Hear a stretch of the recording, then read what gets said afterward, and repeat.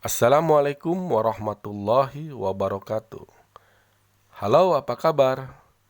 Selamat berjumpa kembali. Semoga kalian dalam keadaan sehat selalu dan tetap semangat. Baiklah, kita lanjutkan pembelajaran kedua tentang materi gelombang.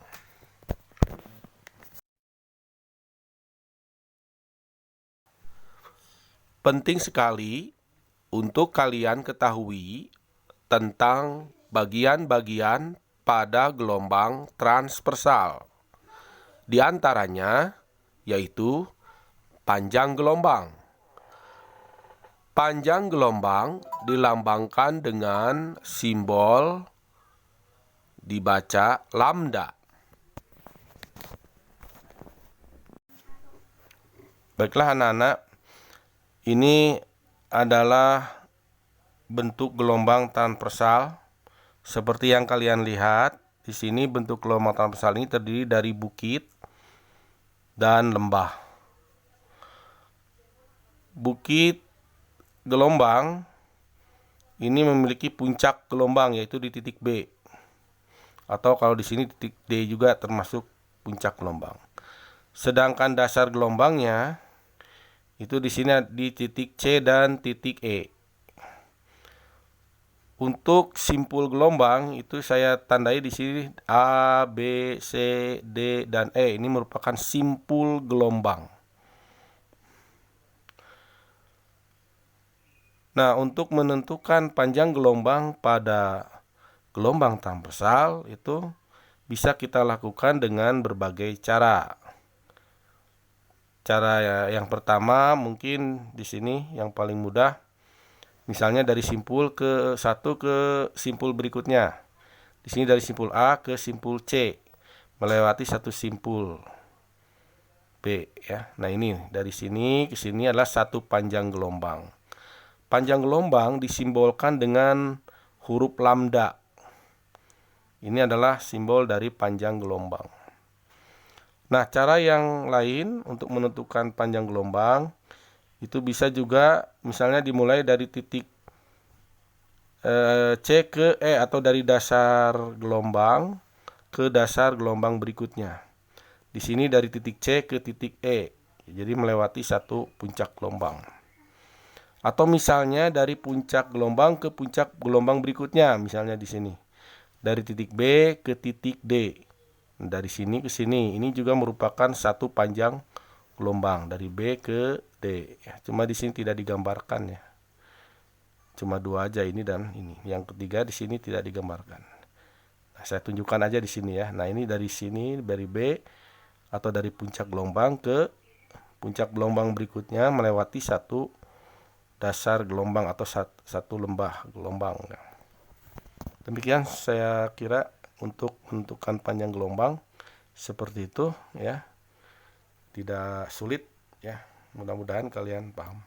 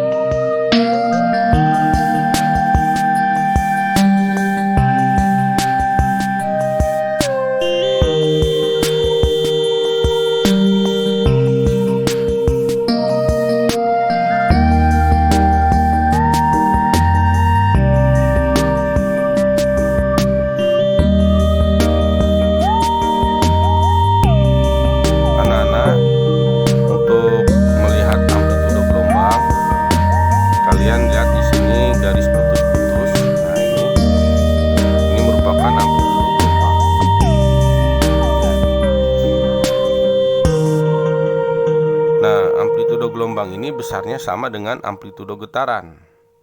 Karena kita tahu bahwa gelombang di sini terbentuk karena adanya getaran. Nah, getarannya di sini kira-kira di sini, nah di sini bolak-balik begini. Bolak-balik di sekitar titik setimbang. Titik setimbangnya ini. Nah, ini titik setimbangnya jadi begini. Nah, ini berarti di sini A dan negatif A ini merupakan amplitudo gelombang. Di sini kenapa negatif? Karena letaknya di bawah titik setimbang. Nah, ini juga sebenarnya negatif. Nah, ini tandanya negatif. Amplitudo gelombang di sini yang C2 ini tandanya negatif. Dan E4 tandanya negatif. Kalau yang ini positif. Nah, B1 dan D3 tandanya. Jadi amplitudo getaran dengan amplitudo gelombang itu dianggap sama, ya, dengan catatan atau dengan syarat gaya gesekan di dalam medium tempat merambatnya gelombang tersebut dianggap 0, dan bentuk gelombangnya tidak akan berubah sampai ke tempat yang tak terhingga.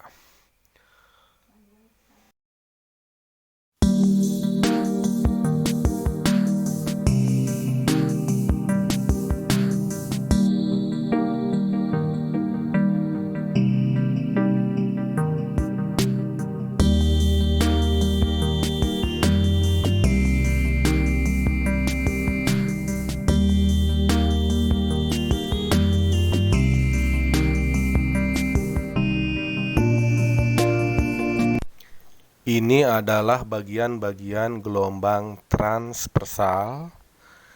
Silahkan kalian pelajari kembali supaya lebih paham.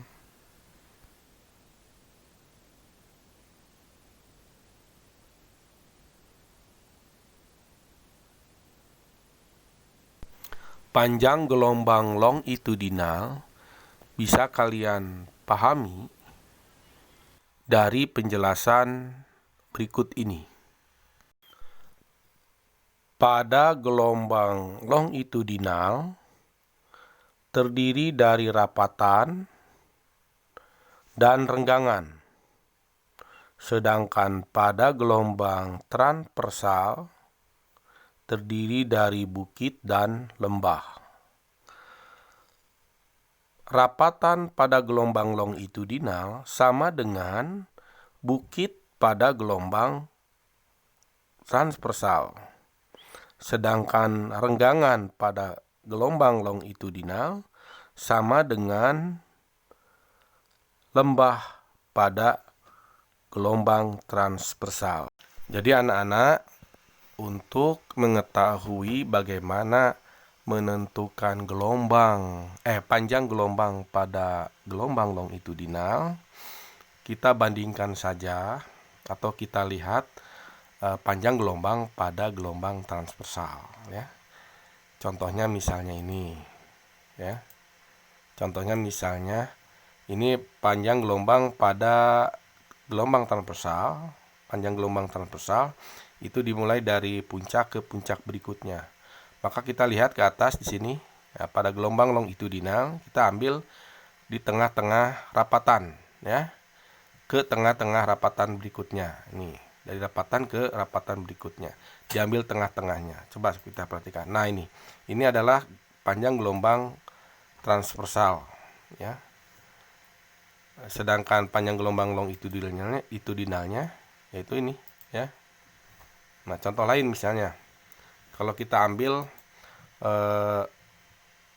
misalnya panjang gelombangnya diambil dari simpul ke simpul berikutnya. Nah, ini dari simpul ke simpul berikutnya. Ini adalah panjang gelombang untuk gelombang transversal. Nah, ini, ya, dari sini ke sini, ya. Maka untuk panjang gelombang longitudinalnya, nah, dari sini ke sini, ya, dari pinggir rapatan atau pinggir sisi rapatan atau sisi renggangan, ya, ke sisi rapatan berikutnya, ya. Jadi ini dianggap simpul berarti pada transversal, ya. Jadi untuk longitudinal ini dianggap simpul, dan ini juga dianggap simpul juga, ya. Nah, ini simpul, ini simpul, ini simpul, ya. Nah, ini pada longitudinal, ya. Nah, jadi kalau pada transversal itu ini adalah panjang gelombangnya, maka pada gelombang longitudinal ini adalah panjang gelombangnya. Ya, dari kalian bisa kalian pelajari sendiri ya. Contoh lagi mungkin ya. Nah, ini kita misalnya satu lagi contoh nih. Di sini nih ada garis kuning ini pas di titik di dasar gelombang ya, transversal dasar gelombang ini ya, di dasar gelombang ya, dasar gelombang ke dasar gelombang berikutnya. Ini untuk gelombang transversal. Jadi ini panjang gelombang pada gelombang transversal ya. Maka untuk longitudinalnya, nah berarti di sini diambil dari renggangan, tengah-tengah renggangan ke tengah-tengah renggangan berikutnya, melewati satu rapatan. Nah, saya kira kalian bisa memahami ya bagaimana cara menentukan gelombang longitudinal dari tayangan barusan ya.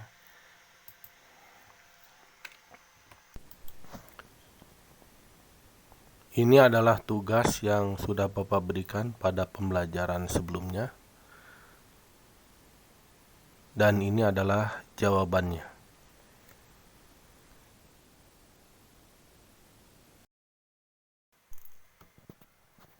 Selanjutnya, kita akan membahas tentang perioda dan frekuensi gelombang.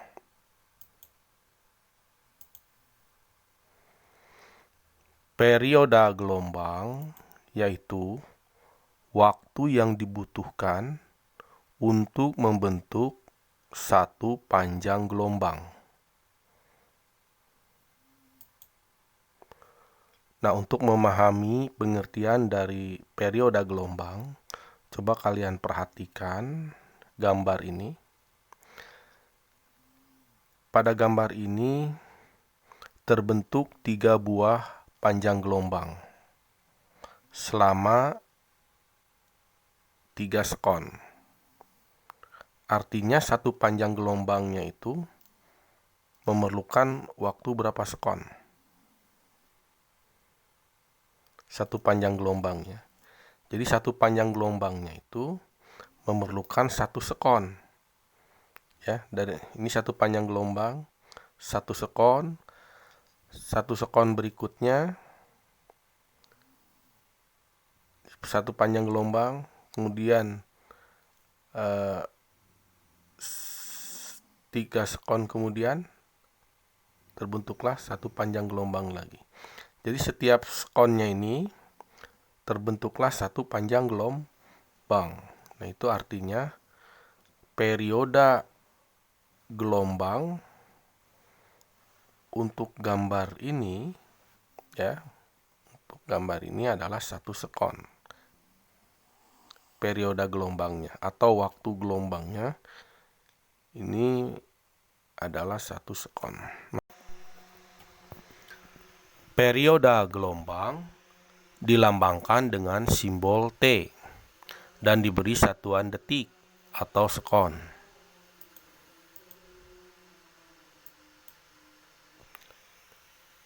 Berikutnya kita akan membahas tentang frekuensi gelombang. Apa itu frekuensi gelombang? Frekuensi gelombang yaitu banyaknya gelombang yang terjadi dalam waktu 1 detik.